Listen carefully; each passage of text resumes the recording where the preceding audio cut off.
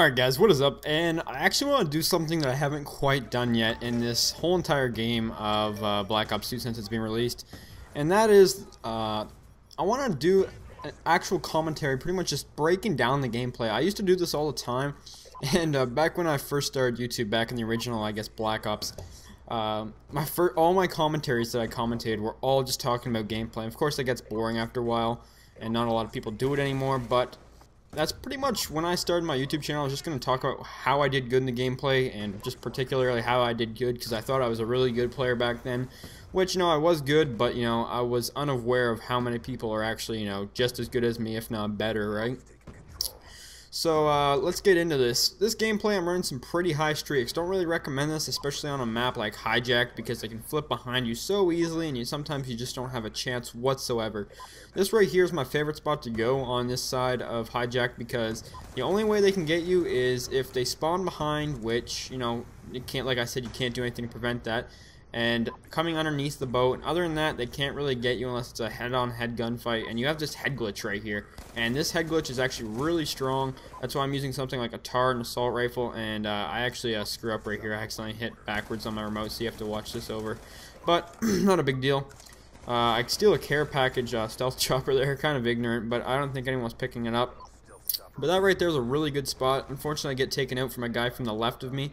And that's really the only other spot besides coming underneath the boat that you actually have to watch, just because some people do take that left side. It is very risky, though, especially if, there's someone head glitching the other end. If you try and run across, chances are you're going to get clipped by that guy who's just sitting there.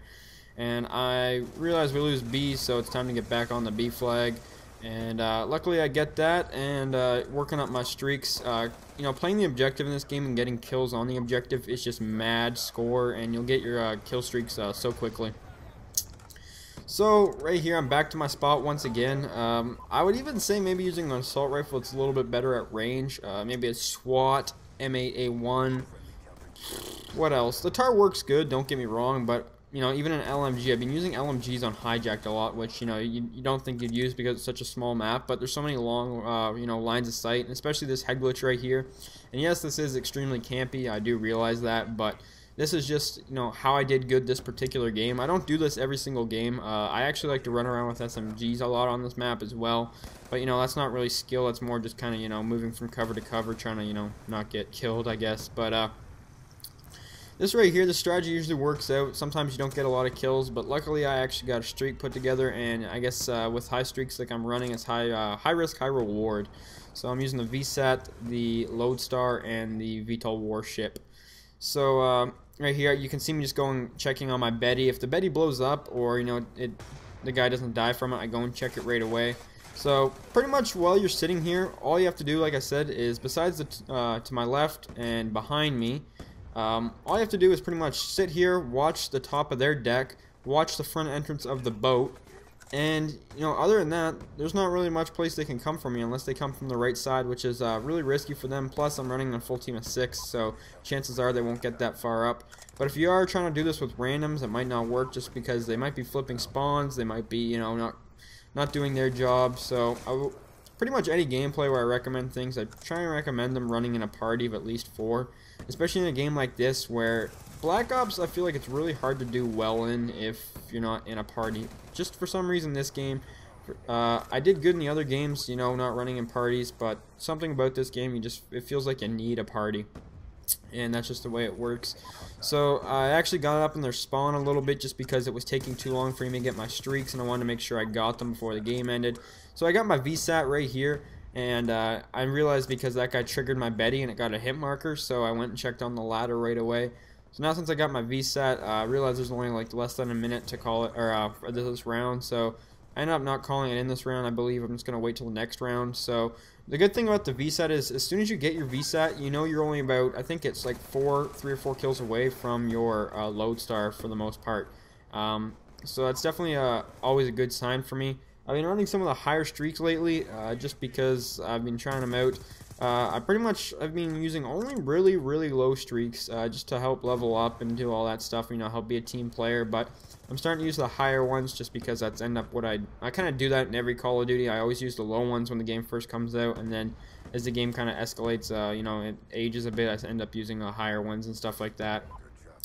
So I end this round with only I think under 2 deaths, and I'm not sure how many kills I have, but you know, I'm cycling through my kill streaks right about now. I'm actually 15-1, which actually is pretty good.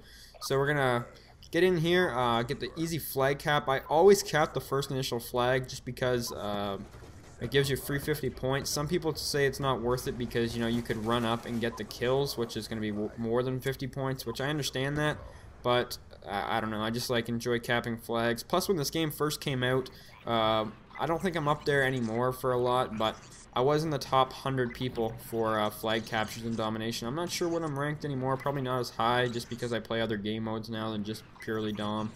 But you know, the Lodestar, we're speeding that up, and the VTOL, because, you know, we've all seen them a million times. And now since I've got my kill streaks, I can kind of just relax a little bit. I've gotten enough kills for the game, especially because this VTOL and Lodestar do pretty good for the most part.